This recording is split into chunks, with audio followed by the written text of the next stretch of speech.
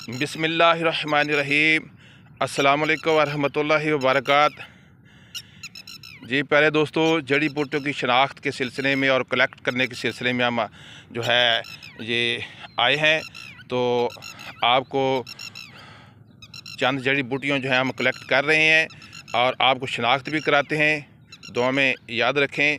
ये देखें कि टटीरी जो है जब परिंदा है, इसका नाम टटीरी उसको बोलते हैं। ये देखें बोल रहा है। ये हम जड़ी बूटियों की जो है कलेक्ट करने के सिलसिले में आए हुए हैं।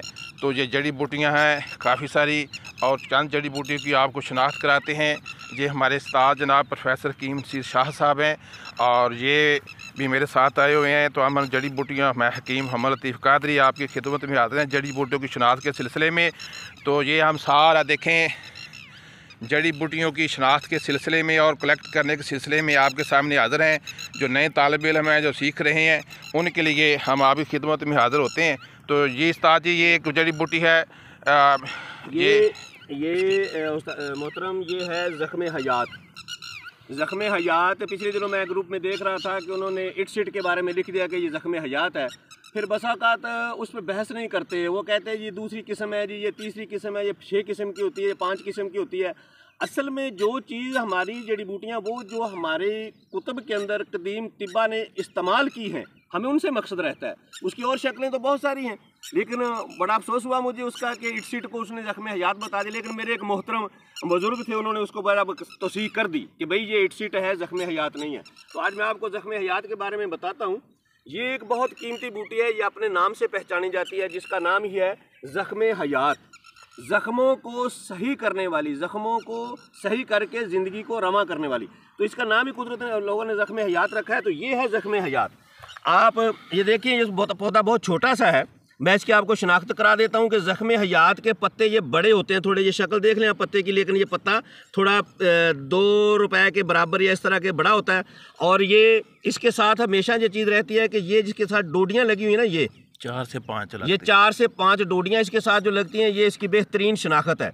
और ये भी हमेशा, जैसे मैंने अभी समुंदर सोख के बारे में बताया कि समुंदर सोख पानी के किनारे पे उगती है। और इस बूटी के उगने का भी जो मौसम है, ये बारिशों के पिछले दिनों था। तो जब ये उगती है, अभी ये सावन की जब बारिशें होंगी तो फिर भी ये उगेगी। और इसका जो उगने का तरीका है, ये भी पानी जहाँ रुकता है, किम साहब आपको दिखाएंगे इधर ज़रा जूम करके। ये पानी की एक जगह है, ये पानी इधर नीचे चला गया है। हाँ, नेड़े लिया करो, आवाज़ नहीं आती।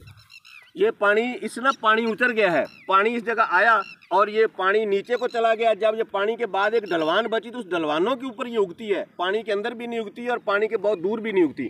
तो ये है ज़ख्म हयात दोस्तों, जिसका नाम ज़ख्म हयात है, ज़ख्मों को हयात देने वाली, यानी उसको ठीक करने वाली। तो कुदरत ने इसके अंदर बहुत सारे फ़वाइद रखे हैं।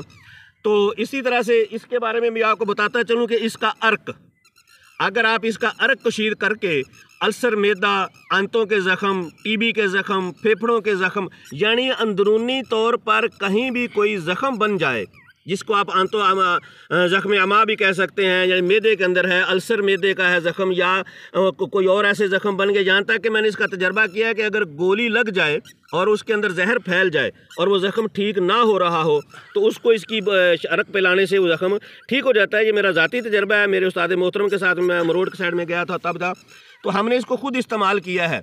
अक्सर जो लेडीज़ होती हैं, उनको ब्लड की कमी आती है और उसकी वजह होती है कि उनको ना तो यूट्रस में कोई इन्फेक्शन होता है, कुछ नहीं होता है। उसकी जो यूट्रस के साथ ओवरीज की लारी होती है ना, उसमें इन्फेक्शन हो जाता है और वो ब्लीडिंग होती है। तो हम उसको बवासीर की और इस तरह के अद्वियात देते रहते हैं, लेकिन फ़ायदा नहीं मिलता। ये उसका बेहतरीन इलाज है। इसका अर्क पिलाएं, इंशाल्लाह वो ख़त्म हो जाता है। ये है ज़ख्म हयात।